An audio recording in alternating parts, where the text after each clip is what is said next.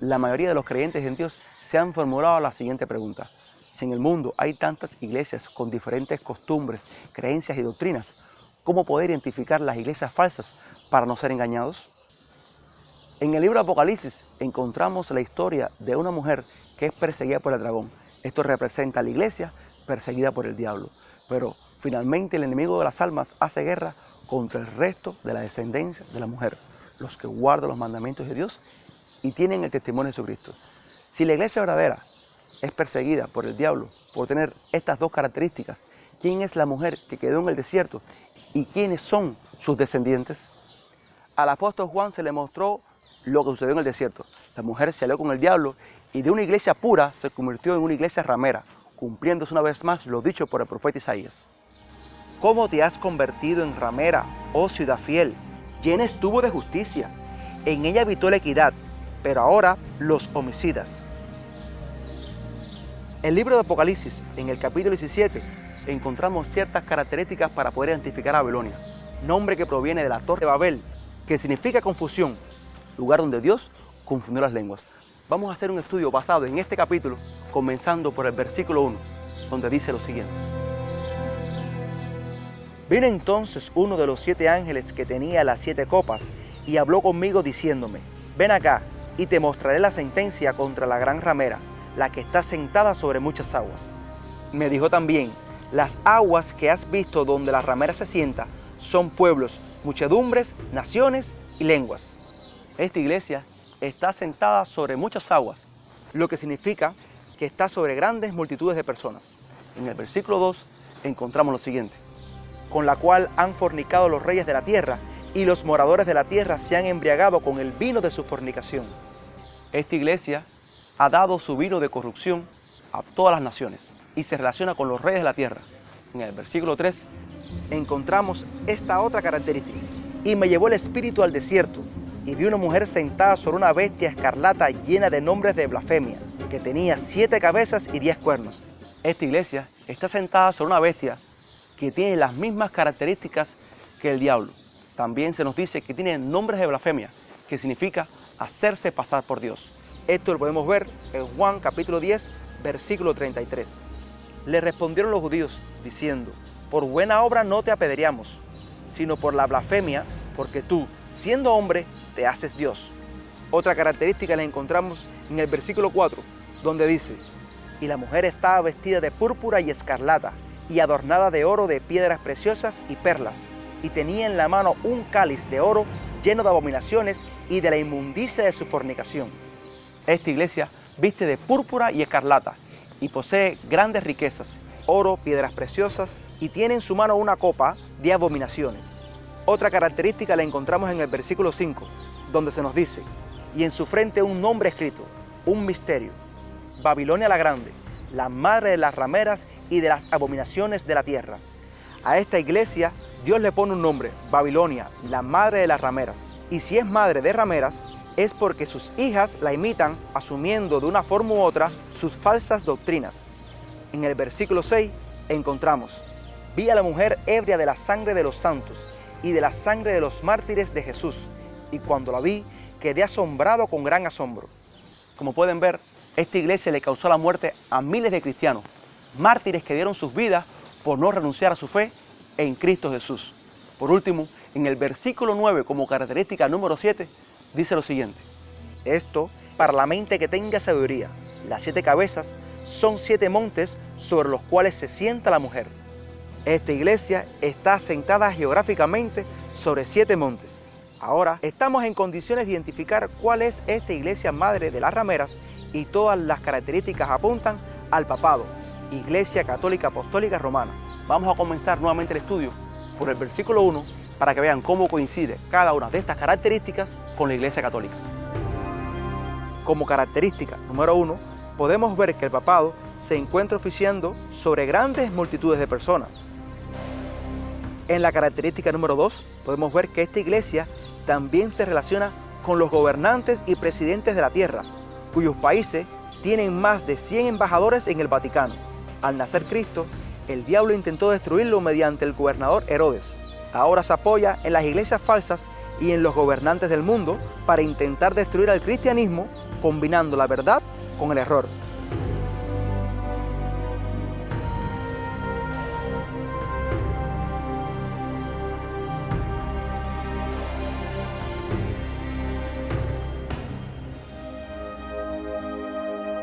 Como tercera característica, se nos dice que el Papa blasfema al atribuirse cualidades que solo le pertenecen a la deidad. El título que recibe es el vicario de Cristo, que significa alguien que sustituye a Cristo o actúa por él. Sin embargo, este no puede ser el papel de un ser humano, ya que esta tarea le fue encomendada al Espíritu Santo. Por lo tanto, al afirmar el Papa que es el representante de Jesucristo en la tierra, asume el papel asignado al Espíritu Santo, quien es uno de los miembros de la deidad. Además, la Biblia nos enseña que en términos de intercesión entre Dios y los hombres, a nadie llamemos Padre, sino solo a Dios. Supuestamente los papas se dicen ser sucesores del apóstol Pedro, pero la promesa de autoridad dada por Cristo no solo fue para Pedro, sino también para todos sus discípulos. Dios no hace distinción de personas. Todos los cristianos son sacerdotes para servir a Dios, y Cristo es el sumo sacerdote. No podemos interpretar que Pedro es la roca donde está fundada la iglesia. La palabra de Dios nos enseña que la roca inconmovible es Cristo. El Papa no tiene poder para perdonar los pecados, sino Dios, quien es el único que puede escudriñar la mente y el corazón y conoce si la persona está verdaderamente arrepentida. El mismo apóstol Pedro enseñó que solo Dios puede perdonar los pecados del hombre. Esto lo encontramos en Hechos capítulo 8, del 20 al 22. Nosotros tenemos autoridad para perdonar y aceptar en la iglesia a todo el que se arrepienta, pero siempre con la prerrogativa que quien nos justifica, limpia y perdona los pecados es Dios, o su único mediador, Jesucristo.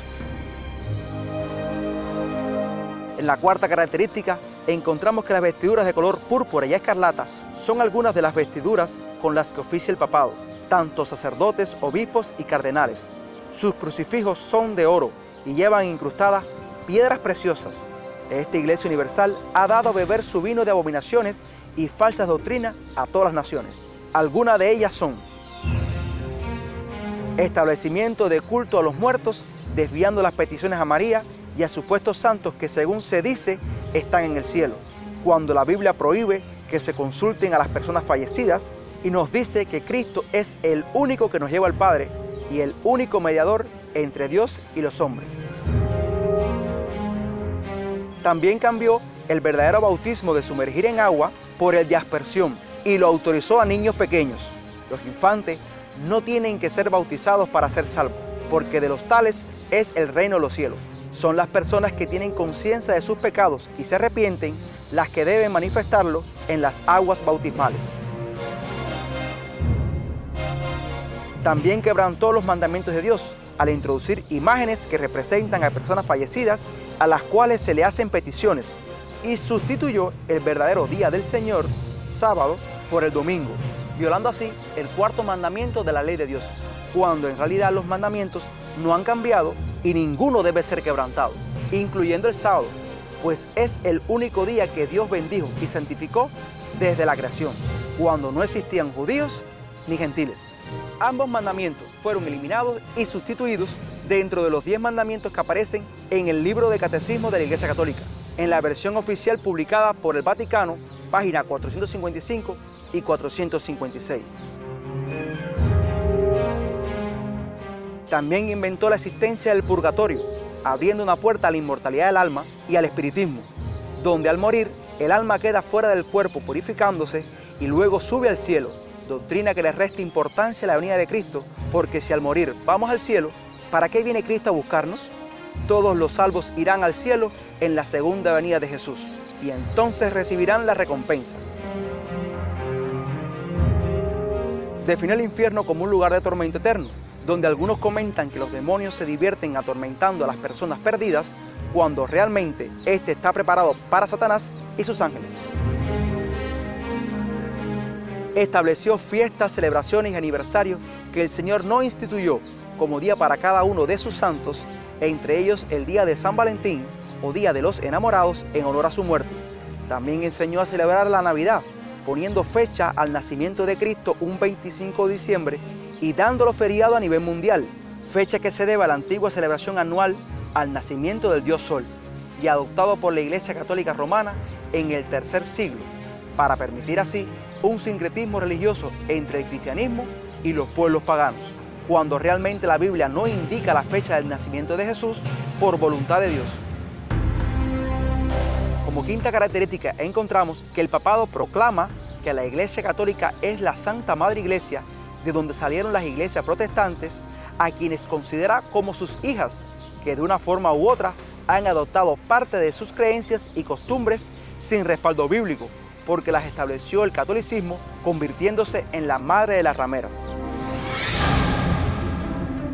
En la característica número 6, encontramos que esta falsa iglesia creó la llamada Santa Inquisición, con la cual torturó, mató y asesinó a miles de cristianos que no quisieron seguir con sus falsas doctrinas. Como última característica, la ciudad de Roma también se conoce como la ciudad de las 7 colinas, pues en su núcleo se encuentran las históricas 7 colinas o 7 montes: la colina Palatina, el Aventino, el Campidoglio, el Quirinal, el Viminal, el Esquilino y el Celio. Esta ciudad alberga en su interior al Estado de la Ciudad del Vaticano, gobernado por el obispo de Roma, el Papa. Si analizamos Apocalipsis 12 y 17, vemos a una iglesia madre y a su descendencia, de donde sale un remanente que guarda los mandamientos de Dios y tiene el testimonio de Jesús como características de la verdadera iglesia de Dios, perseguida por el diablo.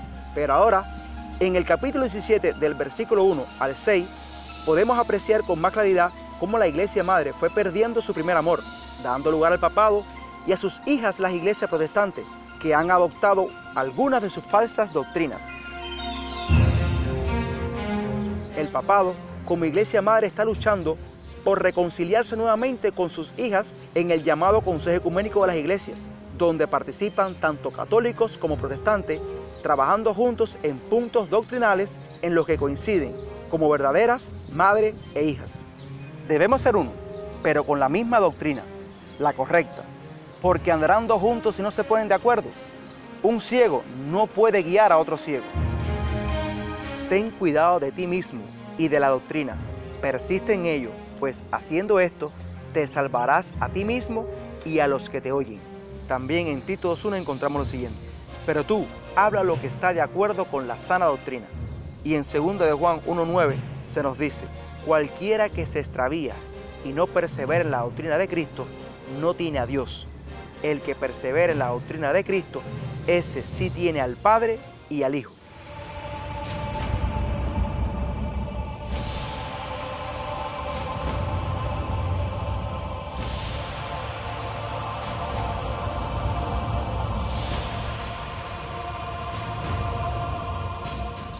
Por tal motivo, Dios hace un llamado al pueblo que se encuentra en estas falsas iglesias a través de un mensaje, conocido como el mensaje de los 3 ángeles, donde el primer ángel dice lo siguiente en Apocalipsis 14, del 6 al 7.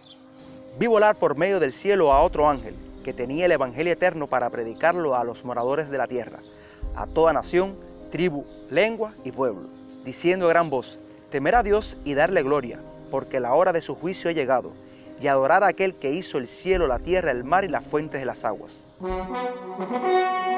El primer ángel advierte que la hora de su juicio ha llegado, y si el Señor está juzgando a su pueblo, es porque todavía no han recibido la recompensa. Esto será hasta que Cristo termine de interceder y venga a buscar a sus redimidos para llevarlos al Padre. También se nos dice: adorar a aquel que hizo los cielos, la tierra, el mar, palabras tomadas del 4.º mandamiento, donde el Señor nos manda a guardar su único día santo como señal de que Él es nuestro Creador, que hizo los cielos, la tierra y el mar. El segundo ángel dice lo siguiente en Apocalipsis 14, versículo 8. Otro ángel le siguió diciendo: ha caído Babilonia, la gran ciudad, porque ha hecho beber a todas las naciones del vino del furor de su fornicación. Este ángel dice que se ha desenmascarado la iglesia falsa, la cual ha dado a beber de sus falsas doctrinas al mundo. Luego el tercer ángel anuncia lo siguiente en Apocalipsis capítulo 14, del 9 al 11. Y el tercer ángel lo siguió, diciendo a gran voz: Si alguno adora a la bestia y a su imagen, y recibe la marca en su frente o en su mano, él también beberá del vino de la ira de Dios, que ha sido vaciado puro en el cáliz de su ira, y será atormentado con fuego y azufre delante de los santos ángeles y del Cordero. Y el humo de su tormento sube por los siglos de los siglos, y no tiene reposo de día ni de noche los que adoran a la bestia y a su imagen, ni nadie que reciba la marca de su nombre. Este tercer ángel anuncia que todo el que adora a la bestia sobre la cual está sentada la iglesia falsa, la que ha dado el vino de falsa doctrina, beberá como consecuencias del vino de la ira de Dios. Es por tal razón que el Señor ratifica este mensaje a través de otro ángel, que se encuentra en Apocalipsis capítulo 18, versículos de 1 al 5. Después de esto vi otro ángel descender del cielo con gran poder, y la tierra fue alumbrada con su gloria, y clamó con voz potente, diciendo: ha caído la gran Babilonia, y se ha hecho habitación de demonios y guarida de todo espíritu inmundo y albergue de toda ave inmunda y aborrecible, porque todas las naciones han bebido del vino del furor de su fornicación, y los reyes de la tierra han fornicado con ella, y los mercaderes de la tierra se han enriquecido de la potencia de sus deleites. Y oí otra voz del cielo que decía: salid de ella, pueblo mío, para que no seáis partícipes de sus pecados, ni recibáis parte de sus plagas, porque sus pecados han llegado hasta el cielo, y Dios se ha acordado de sus maldades. Este cuarto ángel anuncia que Babilonia ha sido desenmascarada y se compara con toda guarida y albergue de ave inmunda y aborrecible. Y también nos dice que su vino de errores doctrinales está respaldado por demonios, y hace un llamado al pueblo que se encuentra en estas falsas iglesias para que así no compartan del castigo que ha de venir sobre ellas. El propósito del mensaje de Dios no es herir a nadie en particular, sino dar a conocer las grandes verdades que son vitales para estos últimos tiempos. Dios quiere que su pueblo sea instruido para alcanzar el conocimiento necesario para llegar a la estatura del varón perfecto, hasta que todos lleguemos a la unidad de fe y del conocimiento del Hijo de Dios, a un varón perfecto, a la medida de la estatura de la plenitud de Cristo. Por tal motivo, Dios manda sacar a ese pueblo que se encuentra en Babilonia, que se encuentra en estas falsas iglesias, tanto madres como hijas, para unirlo a su remanente, los que guardan los mandamientos de Dios y tienen el testimonio de Jesucristo. Queda por ti tomar el camino correcto que nos lleva al Padre. Dios te bendiga.